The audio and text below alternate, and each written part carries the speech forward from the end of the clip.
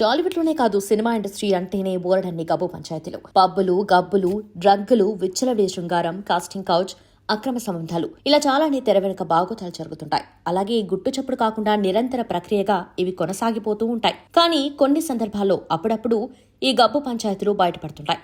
మొన్నటికి మొన్న టాలీవుడ్ డ్రగ్స్ వ్యవహారంతో పాటు తాజాగా బెంగళూరు రేవ్ పార్టీ ఇష్యూ ఇలాగే బయటకొచ్చింది. బెంగళూరు రేవ్ పార్టీలో సినీ నటి హేమతో పాటు మరికొంతమంది పేర్లు వినిపిస్తుండగా సందట్లో సడమియా అన్నట్టుగా ఈ రేవ్ పార్టీకి రాజకీయ రంగులు వేస్తున్నారు. రేవ్ పార్టీ వ్యవహారం వెలుగులోకి రావడంతో జానీ మాస్టర్ ఆ రేవ్ పార్టీలో దొరికాడంటూ కొన్ని పోస్టులు దర్శనమివ్వగా వాటిని ఖండించారు జానీ మాస్టర్. తాజాగా యాంకర్ శ్యామల సైతం ఆ రేవ్ పార్టీలో ఉందంటూ కొన్ని మీడియా సంస్థలు కథనాలు ప్రసారం చేయడంతో వాటిని ఖండించింది యాంకర్ శ్యామల.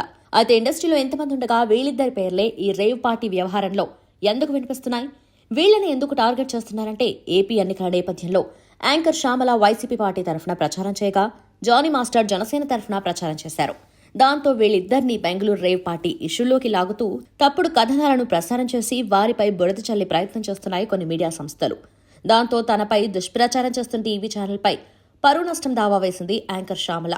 జర్నలిజం పేరుతో కొంతమంది దిగజారిపోతున్నారని, తనకి సంబంధం లేని విషయాల్లోకి లాగుతున్నారంటూ వారికి బుద్ధి చెప్తానంటూ వీడియో విడుదల చేసింది యాంకర్ శ్యామల.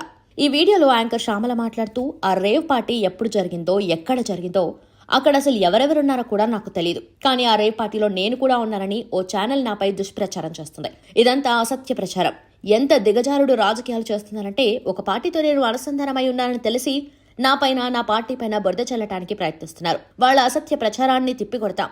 ఎంత మాత్రం ఊరుకునేది లేదు. వాళ్లపై న్యాయపరంగా పోరాడతా, పరువు నష్టం దావా వేశా. జర్నలిస్ట్ అంటే నిజాన్ని నిర్భయంగా చెప్పగలిగిన వాళ్లే ఉండాలి. అంతేకాని ఇలా అసత్య ప్రచారం చేసేవాళ్లు నిజమైన జర్నలిస్టులు అనిపించుకోరు.